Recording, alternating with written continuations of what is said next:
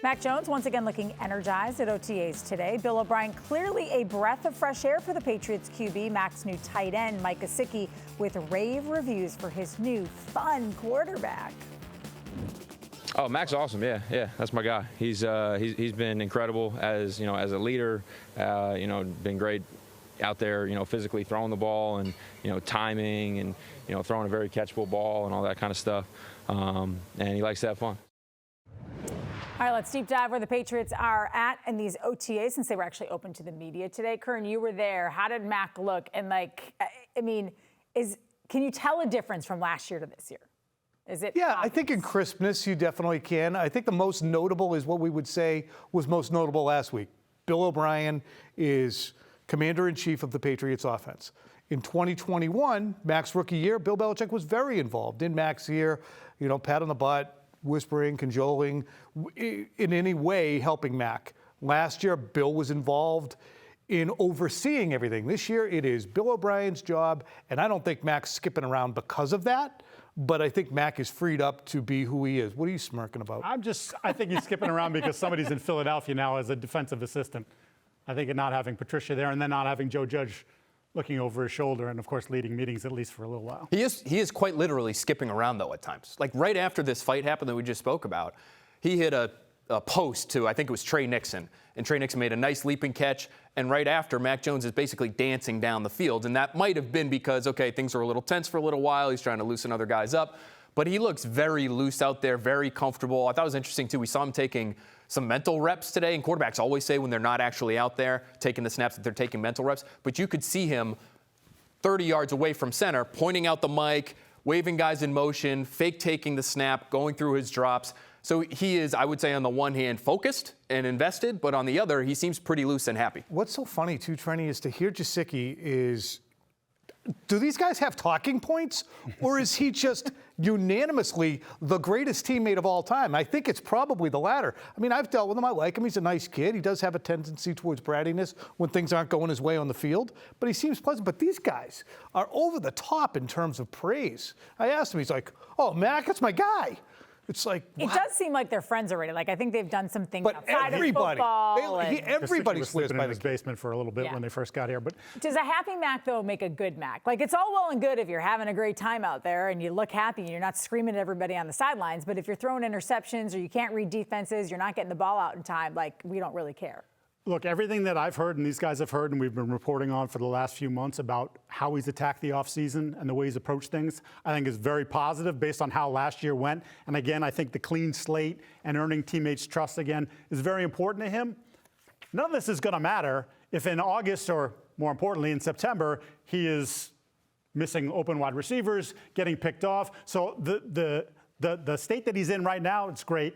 You want that to continue, but it's only going to continue if he plays well. Well, we didn't see that much. We hardly saw it at all, Trenni, once training camp really got going. It was like the first day of training camp, the offense was happy. After that, it was a mess, and the body language was terrible. I can't imagine. It won't be like that. Mac Jones ran as much in training camp last year as Tim Tebow did when he was here. Well, there was one issue at practice today, who Mac was throwing to. Juju Smith-Schuster, Devontae Parker, Tyquan Thornton, Kendrick Bourne, all of them sat out practice today. Juju watched from the sidelines, but he was there. He was not there for OTAs last week. Here is who did practice. 6th-round picks Demario Douglas and Kayshon Boutte.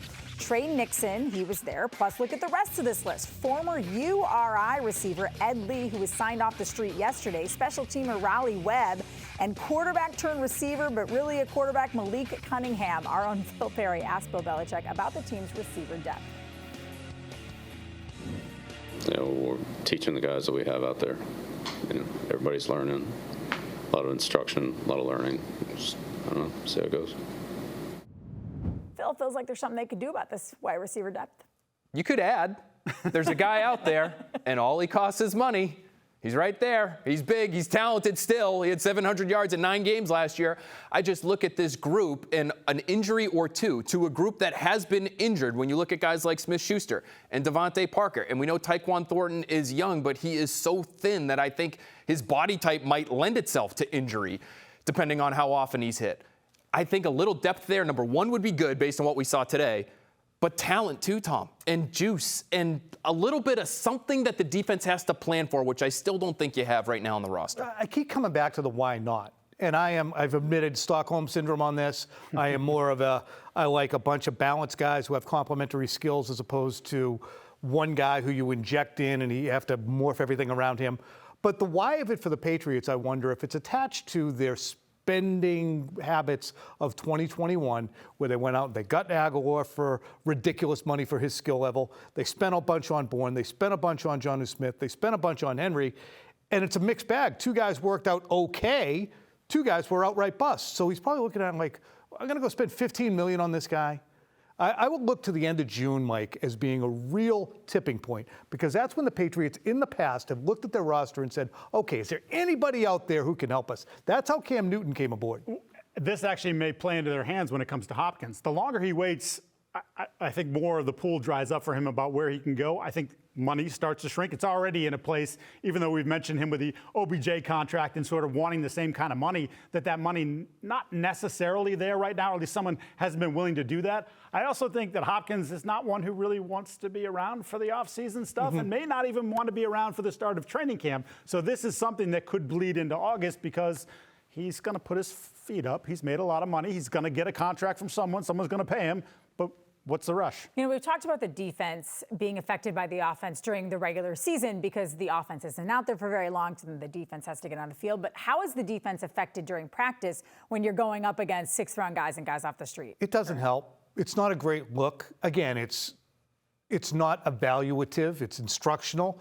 But if you're going to be there for off-season team activities and you're going to line up and put your helmet on, you want to get a good look from the player across from you. And Devontae Parker should be able to afford that. So should Juju Smith-Schuster. Ed Lee is not going to execute the same way against the guy who we'll soon talk about, like Christian Gonzalez or Jack Jones, or somebody who needs a good rep from someone who's going to make your knees buckle and say, oh, where's he going? What's he doing? There's a real pro I'm dealing with.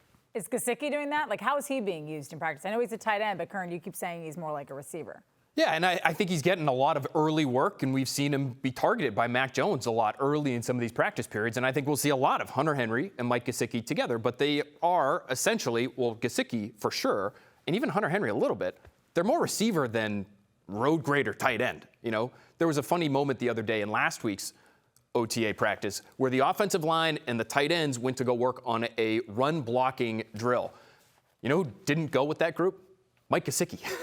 He stayed with the receivers to work on the passing game stuff. That's going to be his role. I don't know that was that funny, but it's okay. Funny, strange. I laughed at my own joke. Yeah, you did. Yeah, You cracked about yourself one up. person.